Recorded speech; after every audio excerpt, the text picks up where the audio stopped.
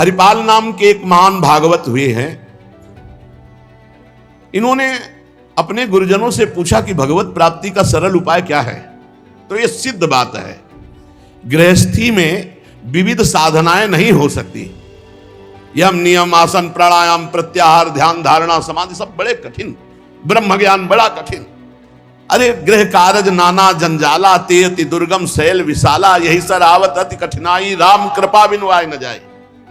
घर गृहस्थी के इतने झंझट हैं, इतनी चिंताएं हैं कि वो बैठकर चित्र को परमात्मा में एकाग्र करे। कोई बहुत ही कृपा पात्र होगा साधु का, सो ऐसा कर रहा होगा, अन्यथा प्रपंच का चिंतन होता है। तो हरिपाल जी ने पूछा अपने गुरुदेव भगवान से कि इस भगवान की प्राप्ति का गृहस्थ में सहज में उपाय क्या है। कठिनता से तो बड़े उपाय वर्णन किए गए, सहज में भगवत प्राप्ति हो जाए। उनके गुरुदेव ने बताया संत सेवा। संत सेवा निश्चित भगवत प्राप्ति का उपाय, संत सेवा निश्चित। अच्छा, संत बड़े कृपालु, एक संत भगवान को पवा दो बड़ी श्रद्धा से, साधुता का जैसे सेवन किया जाता है, पद्धति है। देखते ही दूर से पहले उनको प्रणाम करो, हाथ जोड़ो, पुष्पों के द्वारा पावड़े डालकर उनकी अगवानी करो, उनके चरण प्रक्षालन करो, कोमल वस्त्र से चरण धो, आसन पर विराजमान करो, तिलक लगाओ, उनकी आरती उतारो, माला धारण कराओ, सुंदर सुंदर भोग साक्षात श्री भगवान पा रहे हैं ऐसी भावना से, बड़े प्यार दुलार से, जैसे अपने पुत्र को और लीजिए और लीजिए, ऐसे प्यार से उनको पवाओ। पाने के बाद उनको आचमन करा करके जो कुछ बने रूखा सूखा भेंट प्रणाम नमस्कार विदा करो। इसके बाद उनकी जूठन पाओ, चरणामृत पियो। देखो भगवान की प्राप्ति के लिए कैसे हृदय में व्याकुलता और कैसे भगवान की कृपा आती है। और संतों का स्वभाव, जहां संत मंडली होती है वहां भाई देखो, एक भगत हरिपाल जी हैं, क्या संत सेवा करते, क्या प्रसाद बनता है भाई उनकी तो दिन। अब पूरी मंडली की मंडली, अब हरिपाल जी की सेवा, वो मंडली अन्य तीर्थों में, अब तीर्थों से जिनकी यात्रा उधर से होती सब हरिपाल जी के यहां। हरिपाल जी बड़े प्रसन्न, धीरे धीरे जो संग्रह किया हुआ अन्न और संपत्ति थी वो तो सब लग गए। हरिपाल जी के यहां संतों की भीड़ ही रोज लगी रहती। जमीन बेच दी, कीमती गहने बेच दिए, सब संतों को पवा दिए। अब ऐसा कुछ नहीं बचा जिससे खरीद के लावें और पवावें। तो केतिक हजार ले बाजार के करज खवाए, हजारों रुपया। ये आज हजार की तो कोई महत्ता ही नहीं रह गई, उस समय हजारों की बड़ी महिमा थी, बड़ी महिमा 1000 रुपए की। 1 रुपया लेके जाओ तो काफी सामग्री लेके आ जाओ दुकान से। ऐसा हमारे साथ 5 किलो नमक मिलता था, 3 रुपया का ऐसे दूध दुहा लो, ऐसे गाय से दुहा के, भैंस गाय का 3 रुपया, 40 रुपया का शुद्ध घी, कि वो मटका खुले तो आसपास एरिया में छा जाए ऐसा घी। ये सब नकली घी ले। और दूध तो बेचना एक तरह से अपमान माना जाता था। सारी संपत्ति साधु सेवा में लगा दी और बाजार से हजारों के कर्जे हो गए। अब कर्जा लेकर के संतों को पवा दिया। अब कोई कर्जा भी ना दे। अब हरिपाल जी दुकान में गए कि पहले 1000 पहले के पड़े तो आपको, अब बाजार में कोई कर्जा नहीं, संपत्ति सब बिक गई। देख लो भगवत प्राप्ति के भाव। घर में कोई ऐसी वस्तु नहीं रही कि बेच के खवा दे। और संत मंडली, कहीं जय द्वारिकाधीश, कहीं जय सियाराम, कहीं हर हर महादेव, अलग अलग संतों की मंडलियां। हरिपाल जी ने विचार किया आप क्या हो, बहुत लंबे तगड़े। विमुख को लेत हरिदास को न दुख देत, आए संत द्वार तिया संग बतराई है। संपत्ति गई, कर्जा हो गया, संत भूखे नहीं जाएंगे चाहे हमें चोरी करना पड़े। तो चोरी कैसी, एक प्रधान रास्ता जंगल में था। तो उस समय अस्त्रों में भाला, तलवार, तीर, धनुष यही थे। तो भाला लेकर के अब चुपचाप बैठे रहते, न रामकृष्ण कोई बोलने वाला, ना गले में कंठी, ना कोई भागवतिक तिलक, मारते नहीं थे। भाला गले तो लंबे चौड़े विशाल शरीर के थे, तो डर के मारे अपने आप जो है, और वो लेकर के संतों को पवाना शुरू किया। छल कर बल कर लीजिए, महाकृपिन को दाम, और साधुन के मुख बोइए, या ऐसा अनुकाम। उसका भी कल्याण हो जाएगा और आपका भी मंगल हो जाएगा। साधुन के मुख में अच्छे अच्छे पदार्थ, तो वो धन धन्य हो गया। वो धन जिसका लिया उसका भी धन। लेकिन ये तब, पहले अपनी संपत्ति खर्चा कर डालो, बेईमानी नहीं। बाजार में कर्जा ले लो, जब उसके भी पटाने का रह जाए कि अब नहीं पट सकता और संत आए, तब ये उपाय है, पहले नहीं। पहले साधु अनुराग में दही श्री लुटाई है, सब खर्चा कर दिया। फिर खेती 1000 ले बाजार के करज राखे, वो भी खवा दिया। अब देखा संत वापस न जाए। अब उस मार्ग से जो अगर कोई निकलता हो, जहां भाला लेके निकलते, अरे राम, वहां जोड़ लेते। अब ये तो खबर फैल गई कि रामकृष्ण बोल दो तो डाकू चोरी नहीं करता, कंठी तिलक हो तो डाकू चोरी नहीं करता। अब कौन डाकू ये पता नहीं चलता था। अब वहां जो निकले जंगल में, तो शुरू से ही कोई श्री राम जय राम, कोई राधे राधे, कोई कृष्ण कृष्ण, और उतनी देर के लिए तिलक जरूर लगा लेते। अब समस्या की वैष्णव को लूट नहीं सकते, मुख से नाम निकल जाए उसे लूट नहीं सकते। अब वहां जो निकले सब जैसे भयभीत होकर से ही वहां जय श्री राम, राधा राधा, कृष्ण कृष्ण, हरि हरि, क्योंकि पता है डाकू है, भाला लिए मारेगा, चोरी कर लेगा। यद्यपि उन्होंने किसी को मारा नहीं था। अब वहां किसको चोरी करे, जो निकले सब वो। साधु मंडली आई, बड़ी सत्कार करना है, घर में कोई सामग्री नहीं, और चोरी अब हो नहीं सकती, क्योंकि जंगल से जितने निकलते हैं सब कंठी तिलक और नाम जप, भले जिंदगी में न धारण करे, लेकिन वो रास्ता जब जाएंगे तो जरूर धारण कर लेंगे। देखो ये भक्त का प्रताप, और पूरे रास्ता नाम कीर्तन सब।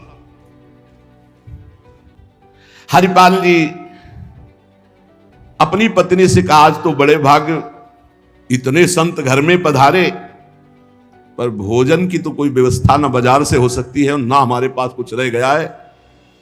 पत्नी ने कहा, एक घर में दाना भी नहीं है, कैसे होगा अतिथि सत्कार? सब संत तो वापस चले जाएंगे भूखे, ये तो बहुत बड़ा अनर्थ हो जाएगा। हरिपाल जी ने कहा, देखो अड़ोस पड़ोस में मांग के। उनकी पत्नी जिस दरवाजे में जाती हो, कहती संत आए, बस शब्द ही सुनते ही दरवाजा बंद कर लेते, मांगने आए हैं।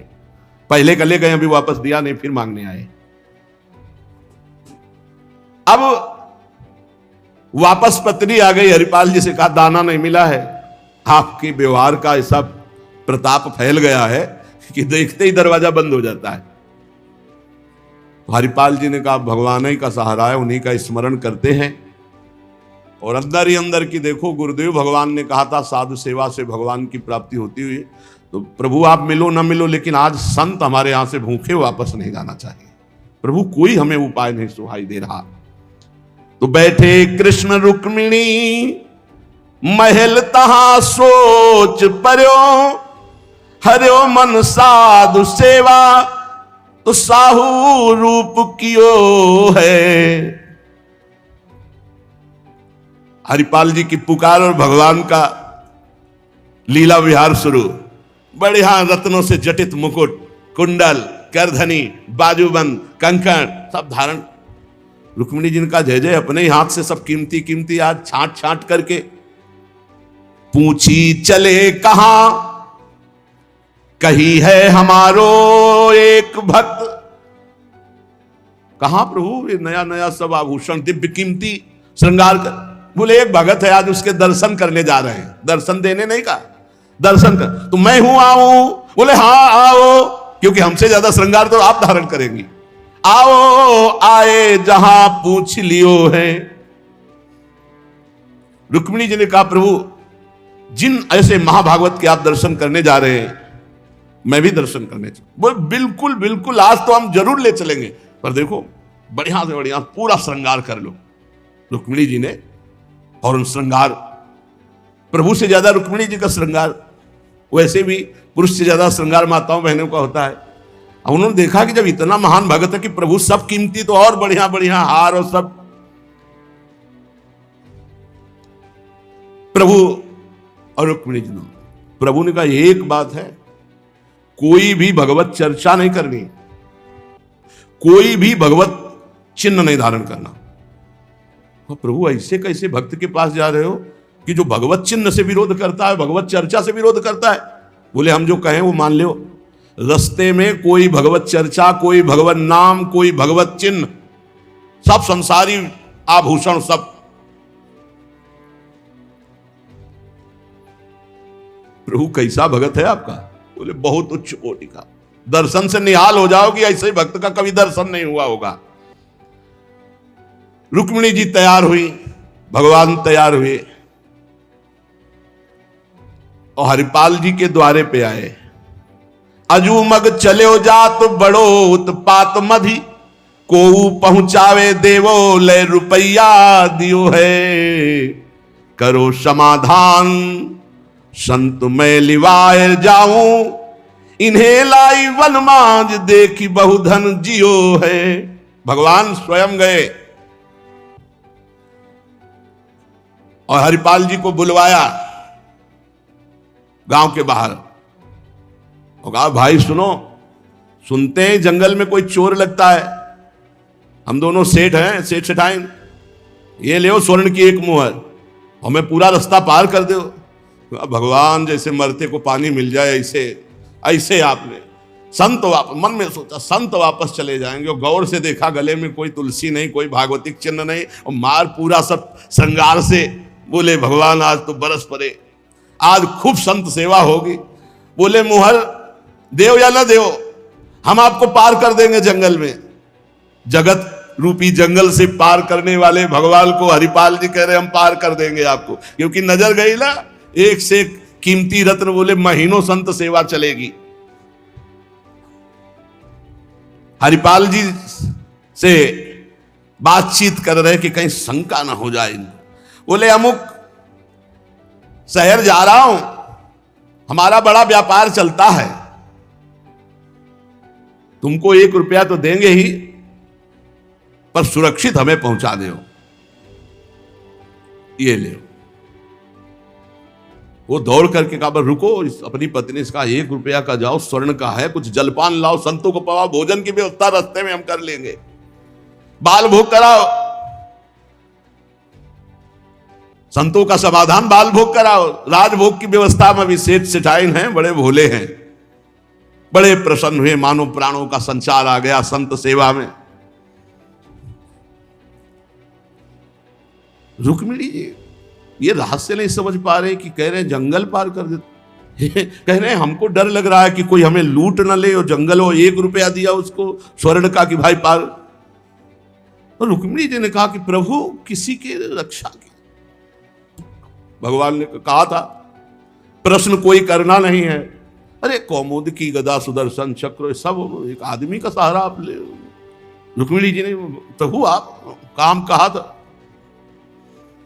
बातें करो व्यापार की, इधर उधर की, सुदर्शन चक्र के लिए कौमुद की गदा, व्यापार, रुपया पैसा, हार हीरा जवाहरात, इनकी बातें करो। गौर से फिर देखा कि कहीं कोई भागवतिक लक्षण देखे जो निहारी, माला तिलक ना सदाचार। बड़े खुश हुए, होएंगे भंडार जो पे धन ही तो लायो है। जब इतना पहनावा है तो खजाना इनके होगा, लूटने में कोई दोष नहीं, और कोई भागवतिक चिन्ह नहीं, और कोई भगवत चर्चा नहीं, पूरे संसारी हैं। और ये छीन करके हम संत भोजन कराएंगे तो इनका भी मंगल हो जाएगा। लीजिए छिनाए यह वारी कहे डारी देवो, दियो सब डारी छल्ला छिगुनी में छायो है। अंगुरी मरोरी कही बड़ो तू कठोर, अहो तो को कैसे छोड़ो संत जेवे मो को भायो है। प्रगट दिखायो रूप सुंदर अनूप, वह मेरे भक्त भूप लेके छाती सो लगायो है। रास्ते में लेके चले, चरणों से लेकर ऊपर तक भगवान को देखते हैं और फिर रुक्मिणी जी को देखते। कोई भागवतिक चिन्ह नहीं, कोई भागवतिक चर्चा नहीं, महीनों की संत सेवा। और जो इतना पहिरे हैं तो उनके पास भाला लेके चली रहे थे रक्षा के लिए, बस आगे आए और उतारो, अपना चला फैलाया, उतारो सब बीच रास्ते। भगवान ने कहा उतारो रुक्मिणी जी से, उतारो। रुक्मिणी जी ने कहा रक्षा के लिए तो इसको 1 रुपया दिया था और यही लूट रहा है, आप कह रहे उतार। बोले उतारो, ले भाला पार कर देगा, बहुते बेढब भगत है। और प्रभु सुदर्शन चक्र बोले नहीं, इस समय नहीं, इस समय उतारो। ये संत सेवा का प्रताप। बड़े बड़े भगवान पहनी के आए थे, इसीलिए भगवान तो फौरन उतार उतार के भगवान को देखती जाती रुक्मिणी जी की, कुछ तो मैके वाले हैं, कुछ आपके हैं प्रभु, उनमें सब उतारो, नए बनवा देंगे, जान बची तो सब कुछ बच गया। प्रभु भगत के दर्शन कराने आए थे कि लुटवाने के? तो बोली यही तो है, यही है जिसके दर्शन करा ले आए थे। अब तो भगवान सब करधनी मुकुट सब उतार के रख दिए। हरिपाल जी की दृष्टि गई कि रुक्मिणी जी सब तो उतार दिए, एक अंगूठी जो भगवान ने पहनाई थी वो नहीं उतारने की।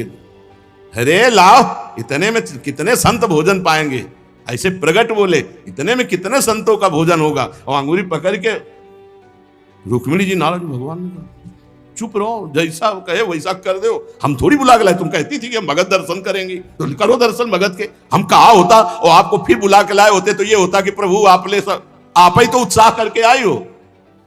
रुक्मिणी जी उतार नहीं रही थी तो हरिपाल जी ने अंगुली पकड़ी, ऐसे मरोड़ के धीरे से अंगूठी उतारी। कितने संतों का इसमें पेट भरेगा, भोजन होगा। भगवान जब देखा कि रुक्मिणी जी बहुत असंतुष्ट हो रही है तो भगवान ने कहा जिसके दर्शन करने के लिए हम ला रहे थे ना, ये वही भक्त है, ये वही भक्त है जिसने अपना सर्वस्व लुटा दिया है, कुछ नहीं आज खाने को, मैं इसी के लिए लुटने के लिए। अब हरपाल जी का भाला रख गया। जब लौट के देखा तो अनंत सौंदर्य माधुर्य भगवान चतुर्भुज द्वारिकाधीश महामहिम महालक्ष्मी स्वरूपाश्री रुक्मिणी चरणों में प्रभु प्रभु प्रभु गलती हो गई, हमारे कट वचन, हमारा भाला उठाना, प्रभु आप जानते हो हमारे घर में संत मंडली बैठी है, इतना कर्जा हो गया कि हमको कोई कर्जे में नहीं देता, पड़ोस से उधार मांगे तो कोई नहीं देता, और कुछ संपत्ति रह नहीं गई और संत भूखे न जाए प्रभु, इसलिए भगवान ने छाती से लगाया। भगवान ने हरिपाल जी को छाती से लगाया और कहा तुम सर्वश्रेष्ठ मेरे प्राण प्यारे भक्त हो। हरिपाल जी भगवान से कह रहे कि प्रभु जैसे हमें संत प्राण प्यारे हैं उनसे अधिक आप प्राण प्यारे हो, प्रभु मैं कैसे लूं? तो भगवान ने कहा देखो हम लाए इसे, ये लक्ष्मी ले जाओ, ये महालक्ष्मी के श्रीअंग के आभूषण है, ये कुल परंपरागत बढ़ेंगे, ये कभी घटेंगे नहीं, वो बेचकर सब कर्जा निपटाओ और रोज लाखों संतों को पवाओ, अब ऐश्वर्य घटने वाला नहीं है।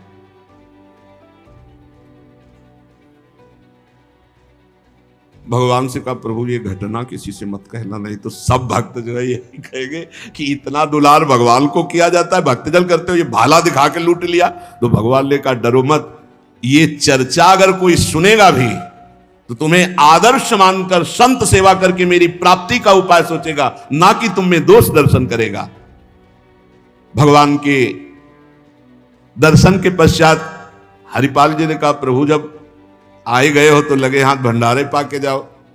तो बोले जरूर, जहां हमारे संत पाते वही हम प्रकट। सब संतों को भगवत साक्षात्कार कराया, साक्षात द्वारिकाधीश रुक्मिणी जी के सब संतों ने दर्शन किए, भोग बना। संतजन तब पाए जब भगवंत पहले पाए, फिर उनका उच्छिष्ट संत और उनका भगवंत और संत का उच्छिष्ट जब हरिपाल जी। ये परमानंद मनुष्य जीवन का साधु सेवा से प्राप्त होता है। जब कभी साधु सेवा का संयोग बने तो नाच पड़ो कि हमें आज जीवन का परम लाभ मिला है कि हमारा धन, हमारा अन्न, हमारा शरीर, हमारा जीवन साधु सेवा में आएगा। ये साधु सेवा निश्चित भगवत प्राप्ति करा देती, निश्चित। कल देखो साधु सेवा के लिए ही अनुसुईया जी ने कि अतिथि वापस न जाए, 6 महीना के बालक भगवान श्री हरि, भगवान ब्रह्मा जी और महादेव जी को बना लिया। जब तीनों महापुरुष प्रकट हुए तो श्री अत्रि जी ने कहा प्रभु मैंने 3 को तो नहीं बुलाया था, हमने तो आप एक जगदीश्वर को बुलाया था। अत्रि मुनि ने कहा हमने तो प्रार्थना की थी शरणम तम प्रपद्येहम यएव जगदीश्वरः प्रजामात्म समाम मह्यम प्रयच्छत्विति चिंतयन् मैंने उनका चिंतन किया था जो जगदीश्वर हैं, संपूर्ण जगत के ईश्वर हैं। तो प्रभु आप तो ब्रह्मा विष्णु और महादेव तीन रूपों में प्रकट हुए, अब कहिए इन तीन में जगदीश्वर कौन है जिसका मैंने मंत्र जाप किया? क्योंकि मैंने एक सुरेश्वर भगवान जगदीश्वर का चिंतन किया और आप तीन पधारे। मुझे बड़ा आश्चर्य है कि एक का वाहन और तीन आ गए, इसका रहस्य बताइए।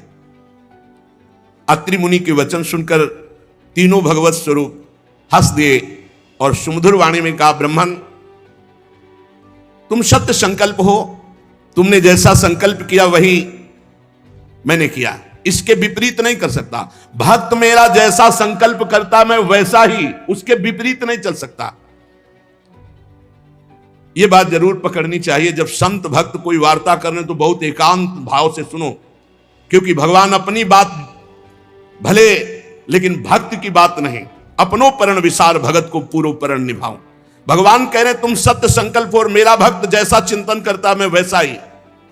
तुमने कहा जगदीश्वर, तो हम एक ही तीन रूप में जगत के ईश्वर हैं। तुम्हारा कल्याण हो, मैं एक ही हूं, तीन रूप धारण कर जगत का ईश्वर मैं त्रिदेव के रूप में हूं, इसीलिए मैं प्रकट हुआ हूं। तुम्हारे तीन पुत्र उत्पन्न होंगे।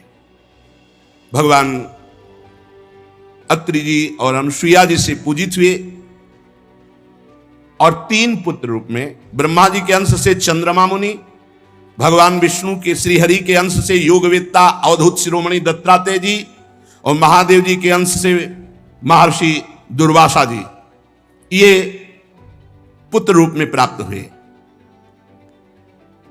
अब अंगिरा ऋषि की संतानों का वर्णन। अंगिरा जी की पत्नी श्रद्धा ने शिनी वाली कुहू राका अनुमति, ये चार कन्याओं का जन्म दिया और उनके सिवा दो पुत्र हुए जिनमें भगवान बृहस्पति जी और उतथ्य जी, ये दो पुत्र हुए। बृहस्पति जी अंगिरा जी के पुत्र हैं और उतथ्य जी। पुलस्त्य जी की उनकी पत्नी हविर्भू से महर्षि महामहिम अगस्त ऋषि प्रकट हुए और दूसरे पुत्र हुए विश्रवा। पुलस्त्य ऋषि के दो पुत्र हुए, अगस्त ऋषि और विश्रवा। विश्रवा मुनि के इडविडा के गर्भ से भगवान कुबेर का जन्म हुआ और इन्हीं विश्रवा की दूसरी पत्नी केसनी से रावण, कुंभकर्ण, विभीषण, इनका जन्म हुआ। महर्षि पुलह की स्त्री परम साध्वी गति से कर्म श्रेष्ठ वरीयान और सहिष्णु, ये पुत्र हुए। कृतु की पत्नी क्रिया ने ब्रह्म तेज से देदीप्यमान वालखिल्य आदि 60,000 ऋषियों का जन्म दिया। 60,000 ऋषि बालखिल्य। शत्रुतापन विदुर जी वशिष्ठ जी की पत्नी अरुंधति से चित्रकेतु, सुरोचि, विरजा, मित्र, उल्बण, वसुभृद्यान और द्विमान और वशिष्ठ जी से शक्ति आदि कई पुत्र उत्पन्न हुए। अथर्वा मुनि की पत्नी से महान महिमा में दधीच ऋषि प्रकट हुए जिनका दूसरा नाम अश्वशिरा। भृगु जी ने अपनी भार्या ख्याति से धाता और विधाता नाम के दो पुत्र प्रकट किए और श्री नाम की एक भगवत परायण कन्या। मेरु ऋषि ने अपनी आयाति और नियति नाम की कन्याएं धाता और विधाता को ब्याही, उनसे मृकंड ऋषि और प्राण ऋषि प्रकट हुए। मृकंड से ही मार्कंडेय ऋषि प्रकट हुए और प्राण मुनि से वेद शिरा का जन्म हुआ। और भृगु जी के एक कवि नामक पुत्र थे, उनसे भगवान शुक्राचार्य जी प्रकट हुए। विदुर जी, इन महामुनीश्वरों को जो प्रकट होने का वर्णन सुनाया गया, इनके सुनने मात्र से तत्काल पाप नष्ट हो जाते हैं, इन ब्रह्म ऋषियों के प्रादुर्भाव का। ब्रह्मा जी के पुत्र दक्ष प्रजापति ने मनु नंदनी प्रसूति से विवाह किया, उनसे 16 कन्याएं उत्पन्न की। 13 कन्याएं धर्म को ब्याही, एक अग्नि को और एक पितृगणों को और एक संसार का संहार करने वाले भगवान शंकर को। सती जी। 16 कन्याओं में 13 धर्म को, एक अग्नि को, एक पितृगणों को और एक भगवान देवादिदेव महाशंकर को। श्रद्धा, मैत्री, दया, शांति, तुष्टि, पुष्टि, क्रिया, उन्नति, बुद्धि, मेधा, तितिक्षा, हिरी और मूर्ति, ये धर्म की पत्नियां हैं 13। श्रद्धा ने शुभ को जन्म दिया, मैत्री ने प्रसाद को जन्म दिया, दया ने अभय को जन्म दिया, शांति ने सुख को जन्म दिया, तुष्टि ने मोद को, पुष्टि ने अहंकार को, क्रिया ने योग को, उन्नति ने दर्प को, बुद्धि ने अर्थ को, मेधा ने स्मृति को, तितिक्षा ने क्षेम को और हिरी ने विनय को उत्पन्न किया। समस्त गुणों की खान मूर्ति देवी ने भगवान नर नारायण को जन्म दिया। इनका जन्म होने पर विश्व आनंदित हो गया। देवता लोग पुष्पों की वृष्टि की और भगवान नर नारायण की स्तुति की। भगवान श्री कृष्ण ही अपने अंश से नारायण और वही नर रूप अर्जुन जी। ये कुरकुल तिलक अर्जुन नर अवतार भगवान श्री कृष्ण के अंश से नारायण। अग्नि देवी की पत्नी का नाम है स्वाहा। उनसे पावक, पवमान, शुचि 3 पुत्र हुए। इन 3 से 45। अब 45 और 3 48 और प्रधान अग्नि 1, कितने हुए? 49 अग्नि का स्वरूप हुआ। जब हनुमान जी लंका में आग लगा रहे हैं उस समय वर्णन आया है कि हरिपेरी जैसे वायु 49, अच्छा अग्नि 49 स्वरूपों से संपूर्ण लंका को अग्निदेव भस्म कर रहे हैं। अग्निश्वात, बर्हिष्ठ, सोमप, आद्यप ये पितर हैं। पितरों की पत्नी दक्ष कुमारी स्वधा हैं। पितरों से स्वधा के धारिणी और वायुना नाम की 2 कन्या हुई। दोनों ही ज्ञान विज्ञान में पारंगत, ब्रह्म ज्ञान का अनुभव करके उपदेश करने वाली हुई, इसलिए इनके कोई संतान नहीं, ब्रह्म में लीन देवियां। और महादेव जी की पत्नी सती से भी कोई संतान नहीं हुई, क्योंकि उन्होंने ब्याह के कुछ दिन ही बाद अपने शरीर को योगाग्नि में भस्म कर दिया अपने पिता की यज्ञ में। विदुर जी ने पूछा कि दक्ष प्रजापति तो अपनी पुत्रियों को बहुत प्यार करते थे, फिर उन्होंने अपनी परम आदरणीय भगवान शंकर की अर्धांगिनी सती जी का क्या अनादर किया, जिससे उन्होंने अपने प्राण त्याग दिए पिता के यज्ञ में। महादेव जी चराचर के गुरु हैं, वैर रहित शांत मूर्ति आत्माराम भगवान हैं, भला उनसे कौन वैर करेगा। और वैसे भी ससुर दामाद का रिश्ता है। प्रभु मैं सुनना चाहता हूं कि देवादिदेव महादेव से वैर कैसे हो गया दक्ष प्रजापति को। गोस्वामी जी ने लिखा है, को नर अस जन्मा जग माही, प्रभुता पाही जाहि मद नाही। पद मिल जाए, प्रभुता मिल जाए, अहंकार ना आवे, वो तो भगवान का कोई भक्त ही होगा, अन्यथा ऐसा नहीं।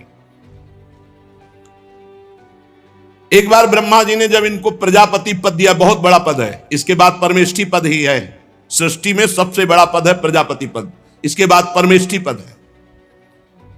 परमेष्ठी पद ब्रह्मा पद। ब्रह्मा जी ने प्रजापति पद दिया महाराज दक्ष को। बड़े बड़े ऋषि मुनि देवता अग्नि सब लोकपाल सभा में आए। जब सब बैठे हुए थे सभा में, तो दक्ष प्रजापति वहां पधारे। तो जब कोई बड़ा पधारे तो नियम में खड़े हो जाना चाहिए हाथ जोड़ करके।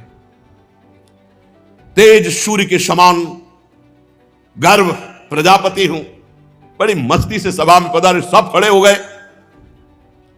ब्रह्मा जी महादेव दो नहीं खड़े हुए, वो हरि गए नहीं थे, सब खड़े हो गए। बड़े बड़े लोकपाल देवता यक्ष गंधर्व सब, और भी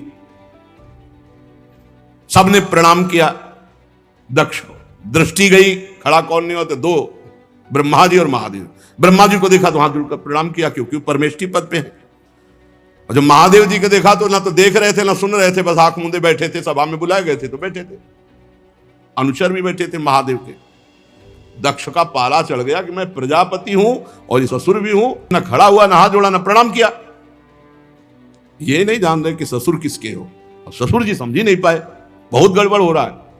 क्रोधाग्नि और भगवान शिव को कटवचन बोलने लगे।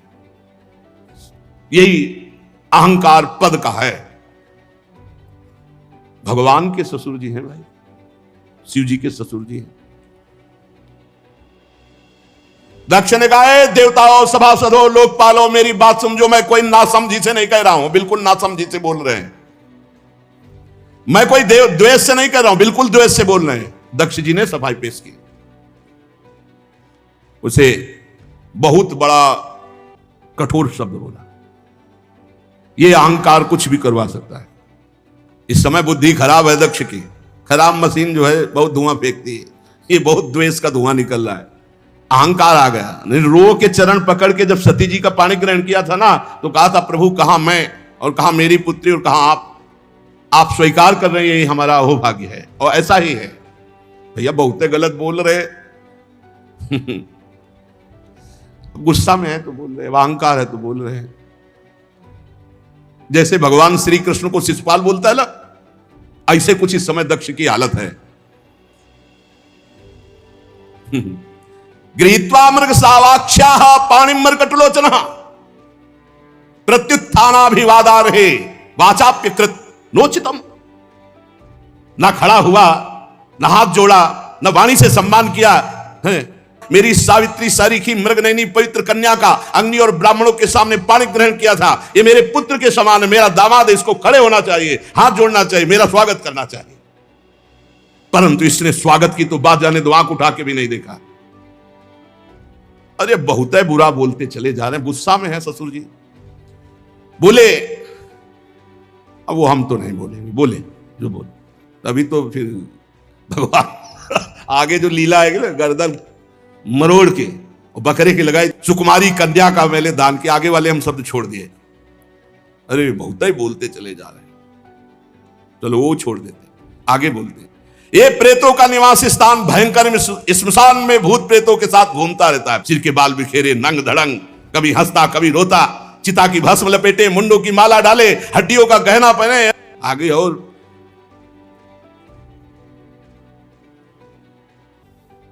मैंने ब्रह्मा जी के बहकावे में आकर अपनी पुत्री इसको दे दी, कभी नहीं देता इसको, दक्ष ने कहा, और तो सब छोड़ दिया।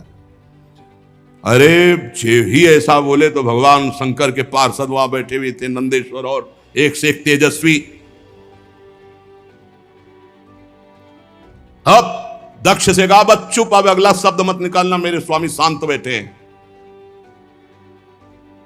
अब तो और दक्ष को कि उनके पार्षद अंगुली दिखा के रोक हाथ में जल लिया दक्ष ने। देखो कोई अपराध शिव का नहीं, शांत बैठे भगवान शिव, अभी तक एक शब्द नहीं बोला, देखा भी नहीं, हाथ में जल लिया और शाप देने के लिए, दंड देने के लिए भगवान शिव के तैयार हो गए और कहा, ये महादेव बहुत गलत बोले, कड़ुआ बोले, साफ देवता साफ देखे, आज मैं इसे साफ देता हूं, आज के बाद किसी भी यज्ञ में महादेव का कोई भाग नहीं होगा। बहुत हाहाकार मच गया, ये क्या बोल दिया, साफ दे दिया। भगवान शंकर के अनुयायी नंदिकेश्वर ने कहा, ए सुन दक्ष, तू क्या समझता है, मेरे स्वामी शांत बैठे हैं तो तू जो चाहे वो बोल दे। और कहा, दक्ष तुझे अहंकार है कि तू प्रजापति है, और ये सब ब्रह्म ऋषि तेरा अनुमोदन कर रहे हैं, हंस रहे हैं, दांत दिखा रहे हैं। मैं भयंकर श्राप देता हूं कि इनकी बुद्धि भ्रष्ट हो जाए, देहाभिमानी बन जाए। ये शंकर का द्रोह करने वाले जितने यहां बैठे, सब अज्ञान को प्राप्त हो जाए, ब्रह्मबोध की विस्मृति हो जाए, सब देहाभिमानी हो जाए, और किसी को भी बिना शंकर की आराधना के तत्वबोध ना हो। ये पक्का पक्का, ये सब विवेक भ्रष्ट हो जाएं। जितने मुस्कुराए दक्ष की सभा में, ये केवल वेद वाक्य, अर्थवाक्य, तत्व को ना जानने वाले और विषय भोग की प्रबल इच्छा में केवल भोगों में रमण करने वाले, इनकी बुद्धि देहात्म भाव चिंतन करने वाली हो जाए, इनका आत्मस्वरूप बोध विस्मृत हो जाए, ये पशु के समान हो जाए। और ये दक्ष जो बोल के गया मेरे स्वामी के लिए, ये स्त्री लंपट, इसका मुख बकरे का हो जाए। जाप मूर्खमयी कर्ममयी अविद्या को ही समझे, जो भगवान शंकर का अपमान करने वाले के पीछे पीछे चलते हैं। इन सब का जन्म मरण चक्र में बार बार जन्मना मरना हो, जो ब्रह्म विद्या मुक्त देने वाली वो उनकी विस्मृत हो जाए। शंकर द्रोही कर्मजाल में फंसकर दुर्गति को प्राप्त हो। और ये भोग के गुलाम, इंद्रियों के गुलाम, मन के गुलाम बनकर केवल रसेंद्रियों जनेंद्रिय के भोग में भटके, ऐसा मैं साथ देता हूं। नंद के स्वर से ये जो ब्रह्म ऋषियों के लिए श्राप हुआ, हाहाकार मच गया, क्योंकि कट नहीं सकता साहब, उधर का भी नहीं और इधर का भी नहीं, दोनों महान। अब ब्रह्म ऋषि खड़े हो गए, पले पले कमंडल कजल लेके, भैया बड़ा बवाल बच गया। भवव्रत धरा ये च तान समनुव्रता पाखंडिनस्ते भवंती सत्शास्त्र परिपंथिना नष्ट शौचा मूढ़धियो जटा भस्मास्थि धारिणा विसंत शिव दीक्षायाम यत्र दैवम सुरासवम ब्रह्मे ब्राह्मणाश्च यद्यूयम परिनिंदत सेतुम विधारणाम पुंसा मता पाखंड माश्रिता। वो सब अपने अपने कमंडल, बड़ा जोर था कमंडलों में, ऐसा श्राप दिया जिसका अर्थ क्या वर्णन करें। अब तो इधर शिवगण उधर ब्रह्म ऋषि अपने अपने। भगवान शिव ने देखा यहां तो बड़ा अमंगल हो रहा है। अब भगवान शंकर ने पूरी सभा की ओर देखा, सर झुकाया, चल दिए अपने मस्ती में। गंगा यमुना के संगम में यज्ञान स्नान हुआ, जैसा बना यज्ञ हुआ, सब लोग अपने अपने स्थान को गए। भगवान शंकर समाधिस्थ शांत, कोई भी किसी भी तरह की हलचल उनके चित्त में नहीं। लेकिन द्वेष से भरा हुआ दक्ष एक बड़ी यज्ञ किया भगवान शिव का अपमान करने के लिए, कि जिसमें शिव का भाग ही नहीं दिया जाएगा। शुभ आगे चर्चा करेंगे। श्री राधा वल्लभ लाल की।